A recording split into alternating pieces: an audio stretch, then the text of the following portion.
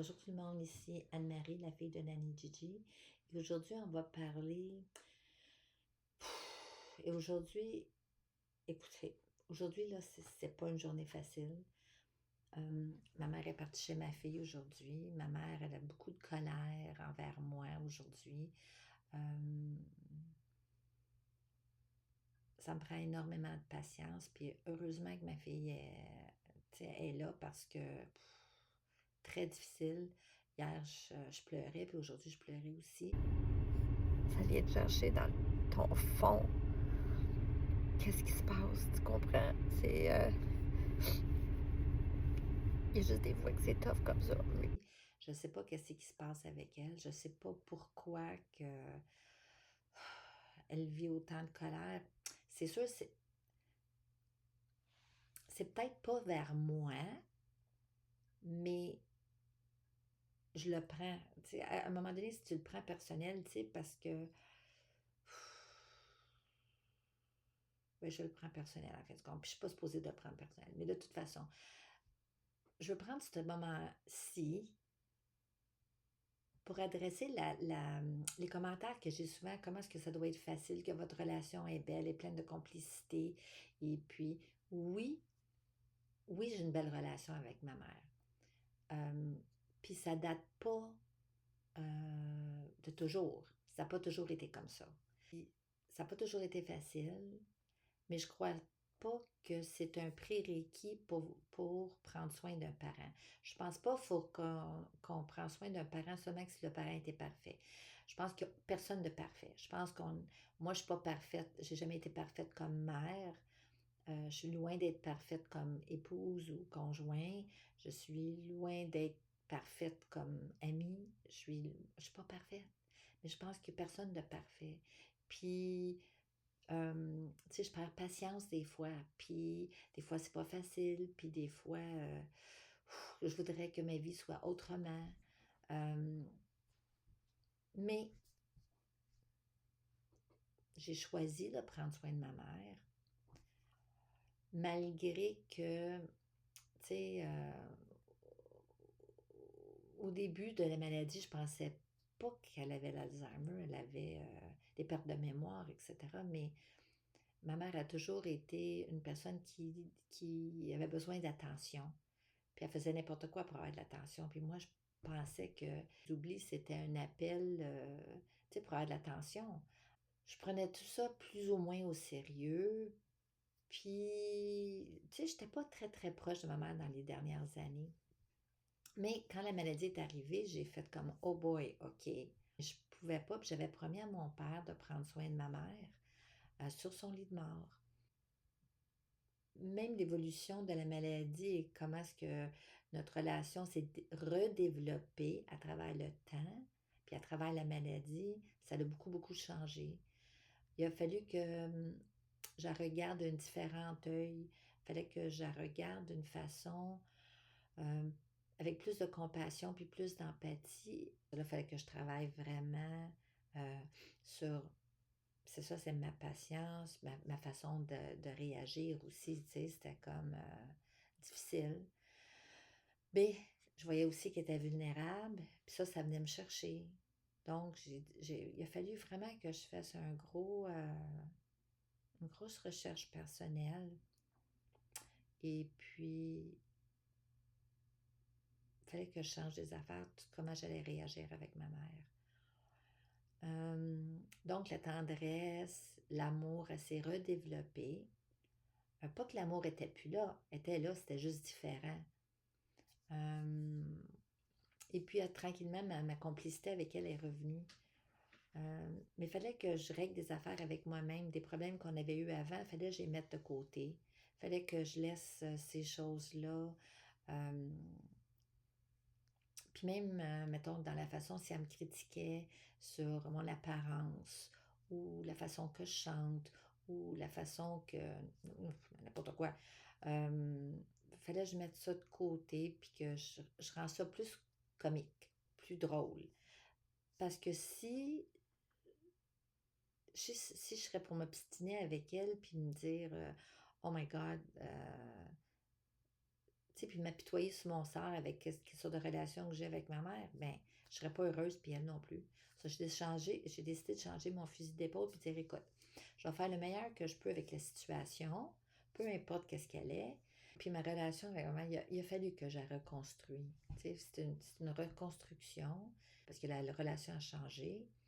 Elle devient plus dépendante sur moi, elle est plus vulnérable. Et moi, je change de rôle aussi. Tu sais. Puis il fallait que je mette mes émotions, il fallait que je mette mes attentes, mes souvenirs de côté, parce qu'elle, elle a plus ses souvenirs, les mêmes souvenirs que moi. Ça, mettons qu'on a eu tu sais, un gros conflit, ben elle, ce conflit-là n'existe plus. Donc, il n'y a plus de conflit. Ça, moi, je suis restée avec ces émotions résiduelles-là, mais il faut que je les mette de côté parce que le conflit n'existe plus. Vous comprenez? C'est spécial là, comme dynamique, tu sais. Et pour ma mère, oui, je suis sa fille, mais des fois, je ne suis pas sa fille. Des fois, je suis sa mère, des fois, je suis sa cousine, des fois, je suis sa sœur. Puis des fois, elle ne sait pas même où me situer.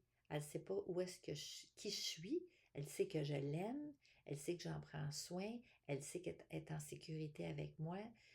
Mais elle ne sait des fois pas qui je suis.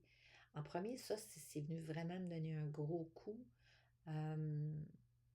Parce que c'est tough à entendre ces mots-là. Mais petit à petit, c'est certain que ça fait de la peine. Mais on s'habitue parce que c'est comme, bon, OK, ma mère est revenue là-dessus, là, OK, ça, là, elle ne se souvient pas qui je suis. Mais c'est pas comme la première fois que tu ressens quelque chose ou que tu vis quelque chose. La deuxième fois, c'est un peu moins pire, puis plus ça va, tu sais, ça devient plus facile à gérer. Euh, euh, oui, c'est une décision que j'ai prise d'en prendre soin, mais en même temps, j'apprends des choses avec elle. J'apprends à vivre mon moment présent. J'apprends à vivre 5 minutes à la fois. Puis ça, quand j'avais environ 30 ans, je l'avais aussi appris avec mon père parce que mon père, il avait le cancer et puis ouais, il restait 8 mois à vivre. Mais c'est ça qu'il disait. Il dit, moi, je vais apprécier mon 5 minutes à la fois.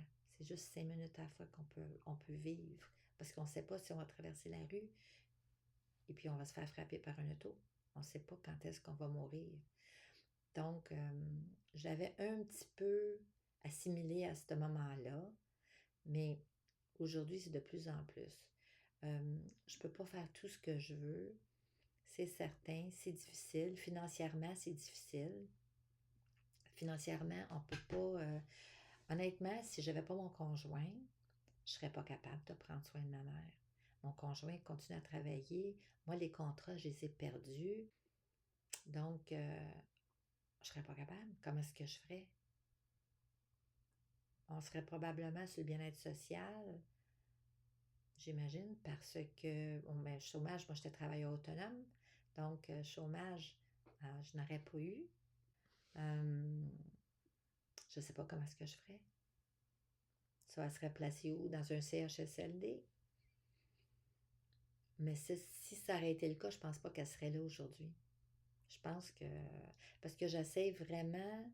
Tu sais, c'est un effort à tous les jours. Tu sais, c'est pas un effort... comment je peux vous expliquer ça? Tu sais, c'est pas un effort à tous les jours. Mais quand je vais pas, ou bien quand, tu sais, on se réveille toutes de différentes humeurs, puis il y a des affaires qui viennent nous chercher, puis d'autres qui viennent pas nous chercher, puis on est fatigué, puis, tu sais, avant-hier, mon chum a pris une photo de moi, j'étais endormie dans l'auto. Lui, j'étais le chercher à l'école. Après ça, je dis conduis, je ne suis plus capable de conduire, je suis plus capable. Je dis, je vais m'endormir sur le volant. Alors, on était chercher ma mère. J'ai dormi tout le long, ça a pris quoi, 25 minutes. J'ai dormi tout le long. Puis mon chum, il me disait, Anne-Marie, on est arrivé. Puis j'ai dormi là au moins une bonne demi-heure dans l'auto. j'étais épuisée, épuisée, épuisée, parce que les nuits sont difficiles. Tu sais, elle se lève durant la nuit, puis des fois après ça, elle va se lever de bonne heure le matin, comme 4h30 du matin, après qu'elle s'est levée dans la nuit. Ça devient difficile, mais c'est pas tout de même pour tout le monde. C'est juste, elle a une héliostomie, il faut qu'elle se réveille, faut qu'elle y aille plus souvent que, mettons, nous autres, on irait à la toilette. Parce que le sac, il gonfle, il gonfle, il gonfle, ça devient inconfortable, puis ça tire un petit peu, parce que c'est collé sur la peau, puis ça gonfle. Puis là, à un moment donné, je ne sais pas trop, mais elle doit le sentir, parce qu'elle se lève plusieurs fois durant la nuit pour ça. Mais ça, chaque jour, quand c'est des journées comme ça, puis je suis brûlée, fatiguée, c'est sûr, c'est un effort. Je suis humaine, je ne suis pas parfaite, je ne suis pas un robot. Puis même si les journées sont... c'est plus facile, puis Dieu sait que mes journées, il y a beaucoup plus de bonnes journées que de mauvaises journées, mais il y en a aussi des mauvaises journées. Il y en a des mauvaises journées pour tout le monde. Mais c'est ça. Mais tout pour dire que je suis loin d'être parfaite, ma mère est loin d'être parfaite, notre relation est loin d'être parfaite, mais j'essaie de faire le mieux que je peux avec les cartes qui m'ont été attribuées et les cartes que j'ai choisies. Parce que oui, j'ai choisi de prendre soin de ma mère. Donc, c'est ça, mais je pense pas que ce soit un prérequis, parce que si ce serait le prérequis que la relation, il faut qu'elle soit parfaite, je pense qu'on prendrait soin de personne. Puis, il ne faut pas être trop dur avec nous-mêmes, puis il ne faut pas être trop dur avec les autres. Il faut juste faire notre possible, puis prendre soin de notre parent, ou de notre conjoint, ou de notre enfant, ou de, tu sais, peu importe qui a besoin d'aide. Tu sais, je vois ça un petit peu comme un cadeau parce que j'apprends sur moi, je travaille sur ma patience, je travaille sur mes attentes, je travaille sur mes... euh,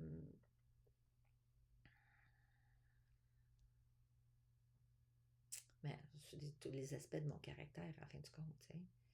Puis j'espère que ça va rendre de moi une meilleure personne. Puis, tu sais, ce qu'on vit aujourd'hui, c'est pas parfait, mais c'est peut-être la meilleure version de notre relation. Elle n'est pas parfaite, notre relation. Mais ma mère est présente et je suis présente, puis la relation est vraie. Tu sais, puis la tendresse, puis l'amour, puis les rires, puis la complicité, elle est là. Mais ça, c'est dans nos bonnes journées. Tu sais, vous avez vu dans mes vidéos, je veux dire, je peins pas ça avec une photo juste de rire et de complicité. Je peins aussi la vérité. Il y a des moments difficiles, mais tu sais, c'est ça. C'est juste pour te faire le mieux avec ce qu'on a, puis faire le mieux avec qui est-ce qu'on est, puis d'essayer de s'améliorer. Si on a des défauts, tu sais, il faut se regarder puis dire, oh my God, ouais, j'ai perdu patience pas mal vite là-dessus. Il faudrait que je me calme un peu ou quoi que ce soit. Puis de traiter les autres comme que tu aimerais être traité. Parce que, tu sais, on se pose, j'ai souvent le commentaire aussi, j'espère que mes enfants vont prendre soin comme toi tu prends soin de ta mère. On espère tout ça. Si on a des enfants ou notre conjoint, on espère toujours que quelqu'un va être là pour prendre soin de nous. Mais, puis de se traiter comme qu'on devrait être traité. Puis c'est quoi être comme on devrait, comme, tu sais, avec de la bonté, puis de l'amour, tu sais. Puis oui, des fois, les moments sont difficiles, puis des fois, ça m'arrache le cœur. Mais je vous dirais, la majorité du temps, ça me rend euh, heureuse, puis je suis heureuse que je suis capable de le faire. Je suis heureuse que je prends soin de ma mère, puis que je le vois dans son visage, puis dans sa reconnaissance. Tu sais, elle est tellement reconnaissante. Tu sais, le soir, quand je vais l'aborder, tu sais, c'est tellement beau, tu sais. Je te remercie, elle est toujours là, je te remercie. Puis je dis, maman, voyons, c'est correct, tu sais. Puis c'est vraiment l'enfant, puis la personne pure et vraie qui me dit qu'elle me remercie. Puis c'est quoi l'amour, en fin de compte? Même si tu arraches le cœur, puis c'est difficile, tu le fais quand même. Je sais pas. Mais je voulais juste vous donner un petit aperçu que, tu sais, il ne faut pas être parfait, puis c'est pas nécessaire que notre parent soit parfait pour prendre soin de notre parent. En tout cas, j'espère que ça va vous aider, cette petite conversation. Si jamais vous avez des questions ou quoi que ce soit, n'hésitez pas, je suis là pour vous répondre. Tu sais, on essaye de changer des choses en mettant, tu sais, différents aspects de nos vies, des différents gens qui vivent avec l'Alzheimer. On vit ça différemment à tout le monde. Puis, c'est ça, partager, ça spécialement aux gens qui ont de la difficulté avec un parent, un conjoint ou quelqu'un proche là, qui a l'Alzheimer ou de la démence. Partager j'espère que ça va les aider. Merci beaucoup. À la prochaine.